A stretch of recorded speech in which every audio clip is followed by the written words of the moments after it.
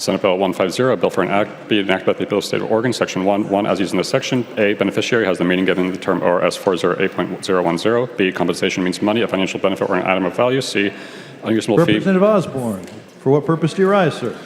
Thank you, Mr. Speaker. I move that in compliance with Article 4, Section 19 of the Oregon Constitution, and notwithstanding any provisions of the rules of the House of Representatives of the 83rd Legislative Assembly, the requirements set on its final passage, each bill shall be read section by section, be suspended for Senate Bill 150, and that it be read by title only. Representative Osborne moves that in compliance with Article 4, Section 19 of the Oregon Constitution, and notwithstanding any provision of the rules of the House of Representatives of the 83rd Legislative Assembly, the requirement that on its final passage, each bill should be read section by section, be suspended for Senate Bill 150A, and that it be read by title only. Those are the opinions. The requirement that Senate Bill 150A be read section by section should be suspended, and the bill be read by title only will say aye. Those opposed, no. In a squeaker, the motion passes. To suspend Article 4, Section 19 is carried.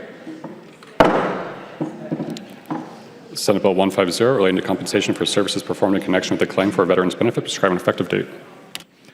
Question now rises upon third reading and final passage of Senate Bill 150A. Representative Tran. Thank you, Mr. Speaker. Colleagues, I rise today in deep respect and a profound sense of duty to carry Senate Bill 150, a measure that defends those who have already given so much in service to our nation, our veterans. When our service members return home, we owe them more than a thank you for your service. We owe them access to the benefits they earned through their sacrifice, hardship, and duty. But predators have found a way to exploit the very system designed to support them. Across Oregon and around the U.S., we have seen what are known as claim sharks, unscrupulous actors who prey on veterans by charging unreasonable, even illegal fees for help accessing benefits that are meant to be free. These individuals target those who are often at their most vulnerable, struggling with physical wounds, mental health conditions, or the daunting bureaucracy of the VA system. They mislead, overcharge, and at times outright scam our veterans, lining their pockets on the backs of those who wore the uniform. Senate Bill 150 puts a stop to this exploitation. This bill says clearly no one may profit off helping a veteran access their rightful benefits except in a narrow circumstances authorized by law. If someone does, this legislation gives veterans the power to sue. It defines what an unreasonable fee is and empowers courts to evaluate fees based upon fairness, effort, and outcome, not opportunism. And importantly, Senate Bill 150 strengthens outreach. It directs our Department of Veterans Affairs to spread the word to every corner of our state. You do not have to pay to get help. There are trusted, certified county and tribal veteran service officers ready and available for free. No veterans should feel alone or feel like they must pay someone to receive what they have earned.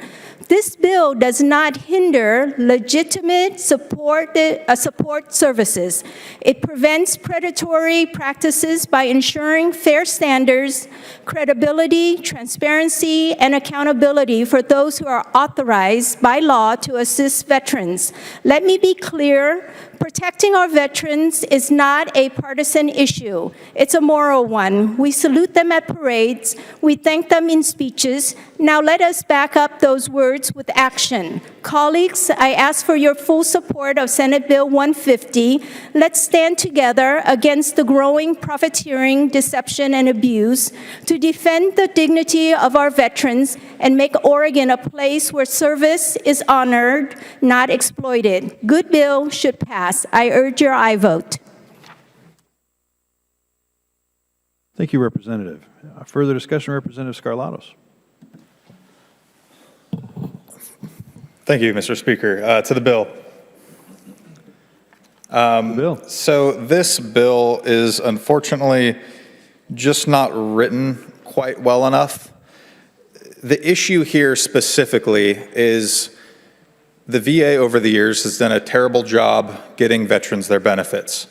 So what ended up happening is a lot of these private for-profit companies have come up saying, hey, we will do the work, we will work with the government to get you your benefits. In exchange, we will receive typically the first 3 months of your benefits, whatever that money is, and then after that, the rest is yours. I don't doubt that there are some bad actors that have exploited this and taken advantage of veterans, but frankly, most of what has happened is already illegal, and people just last month were arrested for it in North Carolina. Veterans benefits in the last 5 or 6 years have exploded. People all over the country, especially GWOT veterans, are receiving benefits that they never have before because of for-profit companies that are in opposition to this bill. And frankly, I would rather err on the side of giving out too many benefits to veterans than not. I think that this bill is unfortunately too restrictive, and frankly, I just don't want to be getting in the way of veterans receiving their benefits, whether it's from the VA or from a private company doing the work on their behalf. Every single veteran that I know personally who receives benefits has done so through one of these private companies. I know 0 people that have gone through the VA process because these companies are so much better, and they will even reach out to you, and it spreads through word of mouth as well. I've had multiple people say, hey, I know a guy who can get you benefits through the VA. I have no disabilities that I can claim were from my military service, so I say no. But that's how effective these organizations are. The VA has never done that. So I urge a no vote. I think these organizations are fantastic, and I don't want to restrict them in the least. Thank you. Thank you, Representative. Representative Lewis. Thank you, Mr. Speaker. To the bill. To the bill. Colleagues, Senate Bill 150 has got the very best of intentions. There's no question it was written to help protect veterans. While the intent of the bill is to protect veterans against what are referred to as claim sharks who prey on veterans and steal their benefits, I believe this bill is written, has serious negative consequences for veterans who seek advice in filing a claim for benefits or wish to appeal a denial of a claim for benefits. There was an acknowledgement that the bill needs work and likely will need to be amended to fix the unintended consequences. I haven't got a great deal of confidence that that will happen in the future. Believe it or not, there are veterans who have not had a good relationship with the state or federal VA. Many have been denied benefits or have experienced delays in getting their benefits. As a veteran myself, I know many who have been less than satisfied in their dealings with the VA. They may well choose to seek outside assistance in filing a claim or assisting in expediting a claim and a settlement. They should not be precluded from hiring an attorney of their choosing to assist them with an appeal of the denial of a benefit, and an attorney acting in good faith should not be accused of engaging in an unfair business practice for doing so. A veteran should not be put in the position of having to go to court and pay court fees and costs to have a court determine whether or not a fee they were charged is reasonable when reasonableness has already been established in federal code by the federal VA. There continues to be a backlog of nearly 400,000 veteran disability claims nationwide. The current systems in place do not provide a sufficient number of representatives or caliber of services to meet the need of our veteran population. Veterans need more options, not less. Restricting their choices is not in their best interest. No mechanism is currently in place for a business to achieve accreditation so that they can provide services because there are no criteria established. Legislation in several other states is currently being challenged in the courts on constitutional First Amendment grounds, legislation very similar to this bill. The state of Connecticut has a version of the bill that is much better. It would have addressed the concerns I mentioned. Because of the likely unintended consequences of this bill, I'm a no. We can do better in protecting our veterans without taking away options. In the end, it should be the choice of the veteran, where they choose to seek assistance, and the fewer barriers, the better. Thank you, Mr. Speaker. Thank you, Representative. Representative Yunker. Thank you, Mr. Speaker. I wasn't prepared to speak on this, but as a retired veteran, to the bill, sorry, and a disabled veteran, I spent 21 years in the military, and I can tell you how hard it is to get your benefits. The VA system is frustrating. It's painful. It's so hard to describe how much loops and hoops and whatever you want to call it to get through, to get an appointment, or you're months out and get a thing. And I tell you right now, my file for my medical is this big because I listened to the elder people that said, keep records of your medical, but not everybody did what I did. And it still took years to finally get some of the things that I knew that I deserved. And for me not to be able to use someone of my choosing to help me get those benefits, I think you're taking my rights away by telling me I can't pay for someone to assist me. I think that goes against everything of the American way is my choosing. I should be able to pick who I want to is comfortable. If it's a lawyer or an institution or organization and pay them, that should be up to me. And I just don't think this bill is where it needs to be. I think this bill needs to go back and be worked on, and so we can give veterans the best options possible, but also hold people accountable if they are taking advantage of veterans. So I'm gonna be voting no, and I encourage everybody else to vote no. Thank you. Thank you, Representative. Representative Drazen. Thank you, Mr. Speaker, to the bill. Very briefly, I appreciate all of my colleagues with veteran experience rising and speaking in opposition to this bill. And I just want to put this into perspective relative to other things we talk about inside Salem all the time, where we say that people should be able to enter through any door. This is closing doors, and there is no reason to do that. We're talking about veterans that are looking for their benefits that they have earned, that they deserve. They didn't ask for someone to come in and limit their options. And I would just encourage a no vote today. This is well-intentioned, poorly executed, and it will have adverse consequences. I urge a no vote today. Thank you, Representative. Further discussion? Seeing no further discussion, we are going to stand at ease.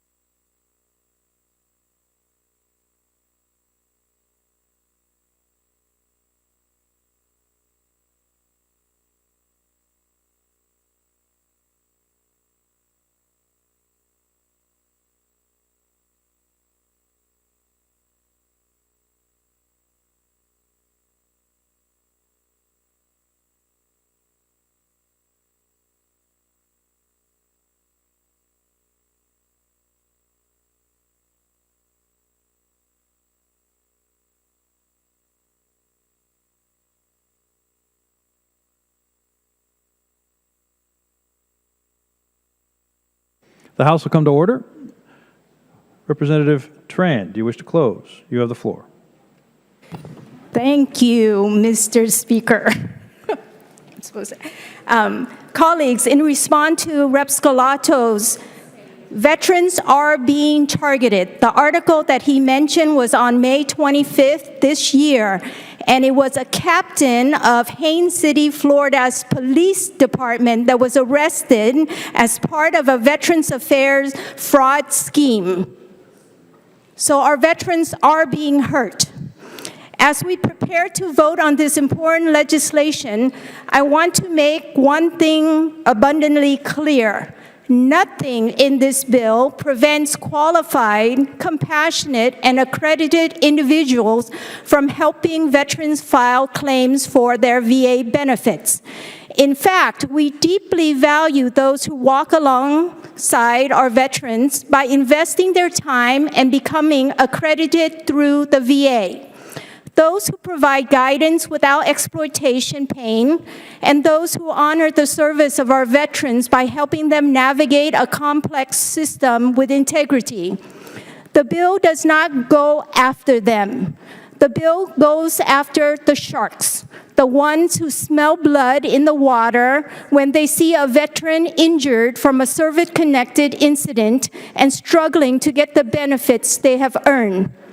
These are the actors who charge unreasonable, and that is defined in our ORS. Those are the actors who charge unreasonable fees, promise outcomes they can't deliver, and misled our veterans to pad their own pocketbooks. That's who this bill targets. Accreditation is not a barrier, it is a safeguard. It's a process that ensures anyone helping a veteran with their claim is doing so ethically, knowledgeably, and lawfully. Anyone who truly wants to help can go through that process. This bill simply holds people accountable to that standard. Let's make a clear choice today to stand with our veterans, not those who exploit them. Let's ensure the people guiding our veterans through their VA claims are equipped, trusted, and acting in good faith and not in self-interest. I urge your support. Thank you, Representative. Those of the opinion that the bill should pass will vote aye. Those... What? Okay. Representative Kate, you're in the privilege queue. Go ahead. Thank you, though I don't think that this is impugning. I do want the record to reflect that I do not think that a no vote is reflective of not standing with our veterans when we had multiple veterans stand up urging a no vote on this bill. Thank you. Okay. Thank you. Anybody else in the privilege queue? Seeing none, those are the opinion that the bill should pass will vote aye. Those opposed, no. The clerk will open the voting system.